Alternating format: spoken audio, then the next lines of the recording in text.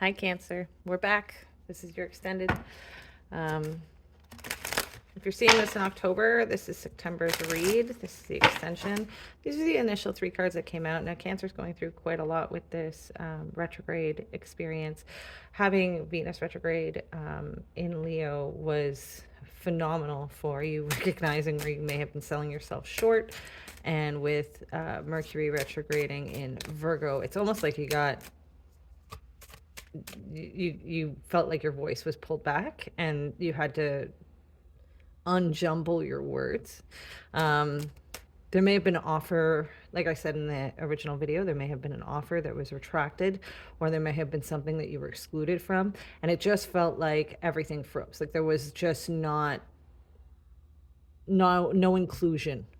And for that, there is grief. For that, understanding that it may have been you that said, no, I don't need that. And then once you saw, the job, the opportunity, the whatever this pentacle of presence was, whatever you saw yourself not getting, all of a sudden you realized, wait a second, I'm not complete. I'm not getting what I deserve here. I deserved that. Why didn't I take it? And now we're dealing with some grief. Now, when I was shuffling in the original video, 4 cards fell out, and these are the 4 cards that fell out. And I really do believe this is the pathway through understanding how we got here. We're also going to elaborate with a bit of cards. I'm also going to use the Oracle deck here. By the way, I'm Astro Brie, and this is your tarot read, Cancer, for September. So the Hermit is here. Why is the Hermit here? Now, when the Hermit's reversed, we're coming out of an understanding, coming out of understanding. We've got cards flying all over the place. So definitely had some enlightenment about where there may have been some stressors, where there may have been some blocks, and it could even be that you were blocking. Now, a lot of cards fell out, but only 1 card fell up, so that'll be the only card we take. But it would have felt like a whole whirlwind of information kind of came at you. It may have been that there was a hesitation on your part, that you decided that you didn't deserve something, so you were going to sit out. And when you were sitting, you realized, wait a second, I'm not loving myself. If I'm excluding myself, then I'm not offering myself the loving condition and the opportunities that I really deserve, and I can't move forward. I want to move forward. So the Page of Wands here, Page of Wands is the energy of kind of a later excitement, kind of like excitement in your own growth, but it may even feel a little immature. It may even feel a little like creatively blown out as like childlike energy of, wait a second, I want that. I'm going to go get that. But like, you're just excited about the prospect of getting it. You're not necessarily focused on getting it itself. It's more of the idea that, wait a second, I should have had that. And so that's where I feel like this obsessional action is going. Like you're just fixated sort of on the action that you can take and potentially could have taken. So what are we doing with the Page of Wands? What is this action? Okay. Yeah. So I think it's a full realization that you're the only person that was holding you back, and it's a really easy victory as soon as you let yourself out of the gate. It's not going to be a lot. We've got 7 wands on the table here. It's not going to be a lot. Understanding that, like, no, actually, I'm going to take that. I deserve that. Whether that be, like, it could even be like, hey, you can take this vacation time. And then you're like, no, I'm good. I should be working. And you're like, wait a second, I actually need that. I'm not going to sign up for all of these extra days. I'm actually going to go and take it. And you find it's quite an easy victory. As soon as you get out of your own head about what other people might think about you changing your mind, you see that it's quite an easy victory and you can have what you want. So now let's look at this. These are really interesting to me. Again, we're underneath of the 3 of Swords. The 3 of Swords is the grief card. We're definitely dealing with pain, maybe even self-hate, hatred for your choices, hatred for the choice people who around you who may have led to your choices, the situation itself, and just a whole lot of pain.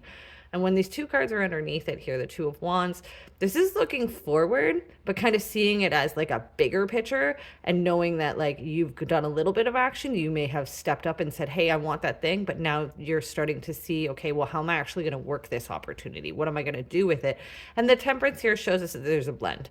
There's a new blend. There's a new way of self-accepting so that you can do some healing, so that you can actually say, it's going to be new and it's going to taste weird at first, but I have to drink this because I deserve this medicine, whatever that medicine might be. So let's look into, why is this Two of Wands reversed? Why are we looking towards the healing and not taking it? Thank you. These two cards came out sideways. That's really interesting to me because to me, that's like unfixed energy. And we have the Three of Pentacles, which is the the Apprentice card, but also like coworkers and people looking on you. And then the Queen of Wands. So there may be a feminine figure that you're afraid of her wrath, or you're afraid of her judgment, or you're afraid of her opinion, or afraid of her action. If you were to say it's a work opportunity and you are going to take that time off, and now that you have to deal with this kind of aggressive feminine boss, or it could even be like a roommate situation where you're kind of like, I don't know if I can deal with that. Let's get a couple more cards on that. Yeah, so this is really you worrying too much about not saying enough. With the Five of Cups and the Seven of Swords here, I feel like you regret not being honest in the first place, maybe not being open enough in the first place, and these are just opportunities. This is why you're hesitant to move forward on making this change. So the Temperance, what's the medicine? What's the medicine? Thank you. Okay, so really it's about retraction. It's about understanding that like you're gonna have to trim your garden. Your plate is too full. You don't need this much. Taking on too much, and then feeling like you don't have enough energy to handle any of it, and being completely overwhelmed with, maybe even working too much and not getting enough pay for it. This could even be that you put yourself in a new tax bracket if you take on those hours, that kind of thing. Or if you have an opportunity for taking time for yourself, you're not calculating it right. So the medicine here would be just understanding there's going to be losses, but that's part of the process, and it's a learning process. The whole like, I feel sorry for myself because I made a mistake, it's not helping you. You're going to want to step away from that. That's not getting you anywhere. And being more optimistic about the fact that you're learning and you're not going to make this mistake again. And that's the key point here. So let's look at the Oracle and see if we can get a little bit of guidance here.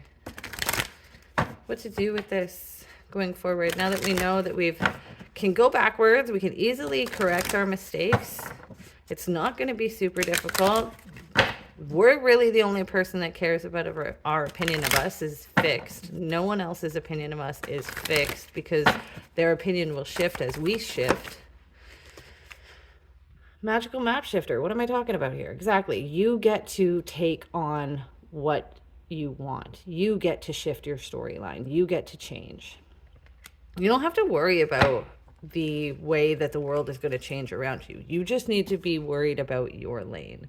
So anyways, Cancer, that has been your extension. I hope that was helpful. My name's Astro Brie, and if you'd like a personal reading, contact me on my DMs, either Astro Brieology on Facebook and Meta, or you can reach me at my phone number, 613-848-8466. We can do video, call, or text readings. Talk to you soon. Have a great day.